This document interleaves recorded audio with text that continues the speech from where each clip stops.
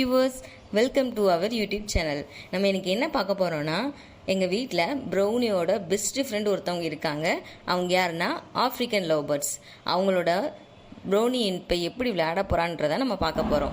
வாங்க வீடியோல போலாம்.